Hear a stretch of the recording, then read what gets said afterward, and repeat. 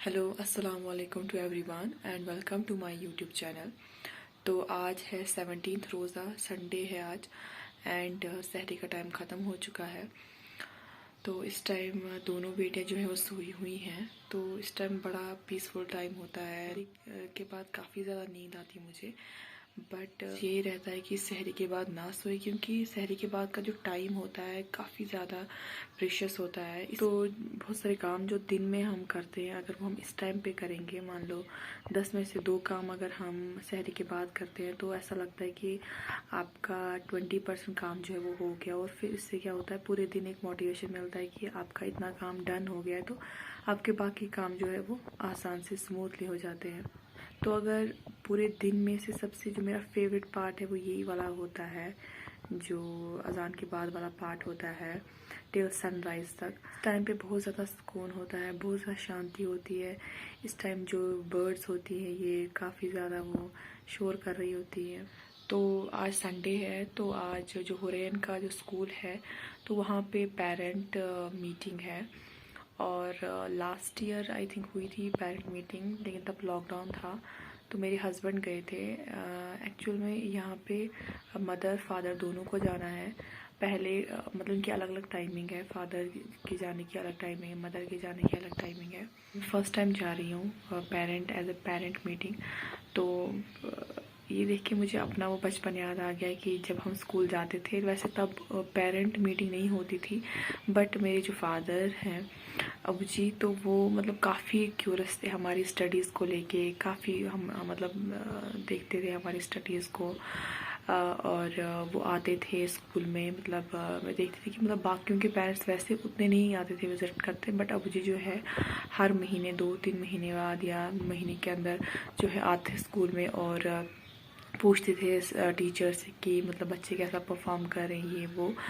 तो आज जो है हुरैन की मतलब मैं जा रही हूँ एज ए पेरेंट बन के हुरैन के स्कूल में। तो फिर मुझे याद है कि कितना टाइम जो है तेज़ से चेंज हो जाता है। फिर अपना बचपन याद आता है कि हम भी किस टाइम पे ऐसे स्कूल जाते थे, स्कूल से आते थे, ऐसी चीज़ें होती थी, पिकनिक होता था। तो बहुत सारी चीज़ें जो है आती है माइंड में। तो फिर इंसान बड़ा वो हैरान होता है, देखो आज हम पेरेंट बने हैं, कभी हम छोटे बच्चे थे, तो अब हमें गाइड करना है बच्चों को। जैसे हमारे पेरेंट्स ने हमें गाइड किया, अब हमें गाइड करना है अपने बच्चों को। तो यही साइकिल है। तो ये जो साइकिल है चलता जाएगा। कल को हुरैन बड़ी हो जाएगी, उसके बच्चे होंगे, फिर उसको पेरेंट बनना है। तो ये लाइफ साइकिल तो चलता रहेगा। पर अगर हम इस चीज़ को डीपली देखें, सोचें, तो एक इमोशन जुड़ा होता है इस चीज़ से। काफ़ी ज़्यादा इमोशंस जुड़े होते हैं, तो इंसान काफ़ी इमोशनल हो जाता है कि अपना जो बचपन है वो तो ख़त्म हो गया, अब हम अलग फेज़ में हैं। ठीक है, तो लाइफ के कितने सारे फेजेस होते हैं, बचपन, फिर अडल्ट, फिर बुढ़ापा एंड फाइनली और डेड बॉडी। सो तो अभी टाइम हुआ है 2 या 3 बज रहे होंगे। और सहरी के टाइम मैंने आपको बताया था कि हम हुरैन के स्कूल में पेरेंट मीटिंग है। तो फिर मेरे हस्बैंड गए थे, मैं नहीं गई थी, क्योंकि अगर दोनों ही चले जाते तो फिर घर में काम भी करना था, तो वो पेंडिंग रह जाता, तो इसलिए मैं नहीं गई। यहाँ पे मैं एक बात बोलना चाहती हूँ कि इंसान जो है उसके अंदर बहुत सारे इमोशंस होते हैं। उसके अंदर खुश होता है, दुखी होता है, उदास होता है, गुस्सा होता है, बहुत सारे इमोशंस हैं। लेकिन जहाँ तक मुझे लगता है कि अगर कोई भी इंसान है, उसकी जो हैप्पीनेस है वो उसके अपने हाथ तक है। किसी और की रिस्पॉन्सिबिलिटी नहीं है कि वो आपको खुश रखे। ठीक है, आपको किसी से भी एक्सपेक्ट नहीं करना है कि वो आपको खुश रखे। ठीक है, क्योंकि आपसे बेहतर कोई नहीं जानता है। जब सबसे पहला जो रिलेशन है आपका, वो आपके अपने साथ है। ठीक है, तो पहले तो इसलिए कहा जाता है कि सबसे पहले अपने आप को प्यार करना सीखो। जब तक हम अपने आप से प्यार ना करें, अपने आप से खुश ना हो, तो हम दूसरों को भी खुश नहीं रख सकते हैं। ठीक है, और दूसरों से एक्सपेक्ट ही नहीं करना ज़्यादा, क्योंकि जब आप दुखी हो जाते हो दूसरों से तो उस टाइम काफ़ी ज़्यादा दुख होता है, बहुत ज़्यादा दुख होता है। जब आपने एक्सपेक्ट करना ही छोड़ दिया है तो फिर दुख किस बात का? दुख आपको तब होता है कि जब आप एक्सपेक्ट करते हो कि अगला बंदा ऐसा करेगा वैसा करेगा, लेकिन जब आपने एक्सपेक्टेशंस ही छोड़ दी हैं, ठीक है, टू द मैक्सिमम, तो फिर दुख कैसा? फिर अगर कोई आपके से कोई बुरा करे, कोई अच्छा करे, तो आपको पता है कि आपका जो आपकी हैप्पीनेस है वो आपके हाथों में है, ठीक है, किसी के हाथों में नहीं है। क्योंकि इमोशंस एक ऐसी चीज़ है जिसको कंट्रोल करना बहुत ज़्यादा मुश्किल है। तो एक बार आपने अपने इमोशंस को कंट्रोल करना सीख लिया तो आपने सब कुछ कॉन्कर कर दिया। ये थोड़ा सा ज्ञान मैंने आज दे दिया, तो ऐसे ही मतलब कभी कोई माइंड में कोई बात आ जाती है तो फिर मैं यहाँ पे शेयर कर लेती हूँ। तो इसका मतलब ये नहीं है कि मतलब ये चीज़ें मतलब 100% पर्सनल है कोई, ये बस एक जनरल बात मैंने बोली कि ऐसा होना चाहिए। तो अभी मुझे चिकन बनाना है शाम के लिए। तो हुरैन ने आज थोड़ा स्पोर्ट्स लुक रखा हुआ है, तो हुरैन भी गई थी, तो जो मीटिंग थी पेरेंट्स की थी, बट हुरैन भी गई थी। तो हुरैन जो है, हुरैन की जो दूसरी बहन है, छोटी बहन, वो आफ्टर 4 इयर्स के बाद आई। तो स्टार्टिंग में हुरैन को एडजस्ट करने में बहुत ज़्यादा प्रॉब्लम हुई, मतलब क्योंकि ये होता है जब सेकंड चाइल्ड आता है तो जो पहला बच्चा होता है उसको काफ़ी जेलस फील होता है। तो इसको बर्दाश्त नहीं होता कि उसकी माँ, उसका जो बाप है, वो दूसरे बच्चे को पकड़ रहा है, ठीक है। तो ये काफ़ी बिल्कुल टेंशन में चला गई। काफ़ी 2-4 महीने ये बिल्कुल किसी से बात नहीं करती थी, बिल्कुल चुप चुप रहती थी, किसी से बात नहीं करती थी। तो अब इसने एडजस्ट कर लिया है। तो अब आपको हेजल प्यारी लगती है? नहीं, अभी भी नहीं लगती है? आप तो उसको प्यार करते हो। आप होता है ये एक साइकोलॉजिकल चीज़ है कि जब आपको इतना ज़्यादा प्यार मिला एक ही मम्मा, हाँ, तो जब एक ही बच्चे को इतना प्यार मिलता है, फिर अचानक से एक दूसरा बच्चा आ जाता है और माँ बाप जो है, पेरेंट्स, उसको भी प्यार करने स्टार्ट होते हैं।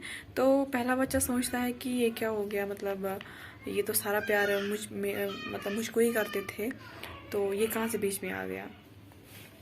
बट हुरैन जो है बहुत प्यार करती है, क्योंकि कल हेज़ल को थोड़ी सी गिर गई, उसको यहाँ पे थोड़ी सी लगी, तो हुरैन ने जल्दी जल्दी कुछ पानी लाया, कॉटन लाया, और मतलब अपने हिसाब से उसको ठीक करने लगी यहाँ पे कि मतलब मेरी बहन को लगी, कभी कुछ ला रही है, कभी ऐसे पट्टी कर रही है, कुछ दबा रही है।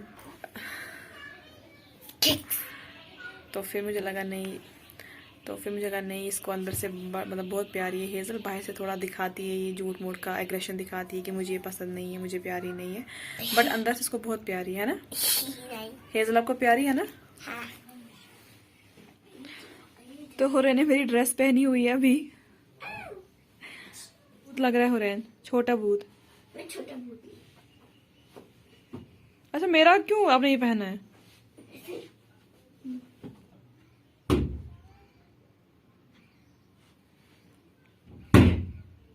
देखो ना, ये क्या लगाया आपने?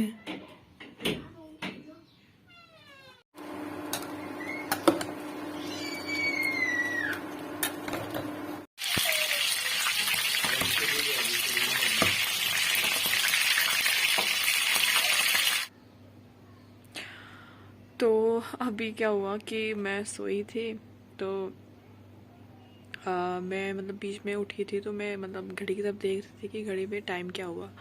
तो घड़ी पे दिखा रहा था 4। फिर थोड़ी देर के बाद उठी तो फिर से वही 4 दिखा रहा था, मगर मेरे माइंड में नहीं रहा कि ये 4 फिर से क्यों दिखा रहा है। तो लेकिन जब मैंने अब फ़ोन पे देखा तो 6 दिखा रहा है, मतलब इफ्तारी का टाइम आ जाता और मैं सोई रहती।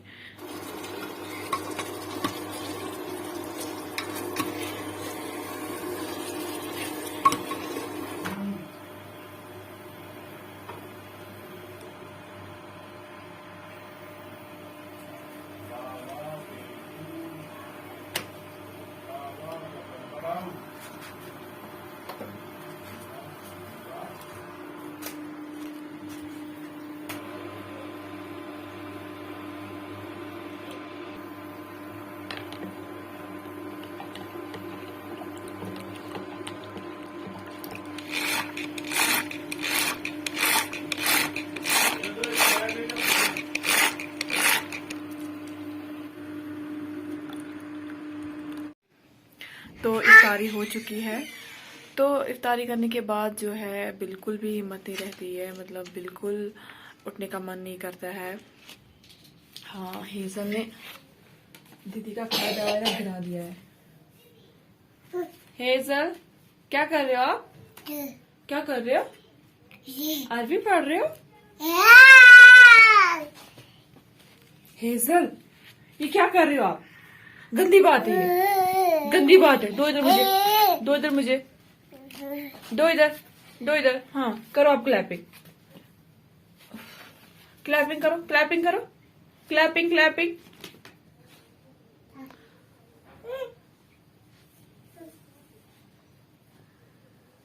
तो हुरैन को कल स्कूल जाना है। कल जाना आपको स्कूल? नहीं तो क्यों? कल से छुट्टी थी। कल कहाँ छुट्टी है अब? कल है मंडे। संडे टू खा डंडे। और कुछ बोलो। कल स्कूल जाना। पापा जाते रहो, पापा जाते रहो, पापा जाते रहो। तो हेजल अपनी मस्त लगी है खेलने में। तो जब ये बड़ी हो जाएगी तब इसको पता चलेगा कि अगर जो दीदी है मामा की गोद में बैठी है तब इसको मतलब बुरा लगेगा। अभी तो इसको कुछ पता नहीं चल रहा है मामा की गोद में कौन बैठा है, लेकिन जब ये थोड़ी सी बड़ी हो जाएगी फिर इसको पता चलेगा। बाय बोलो। Bye. And subscribe my international. Subscribe my channel. Subscribe my channel. Subscribe my bell channel. Button को डिंग डिंग डोंग। क्या करो? Bell button ding ding dong. Okay.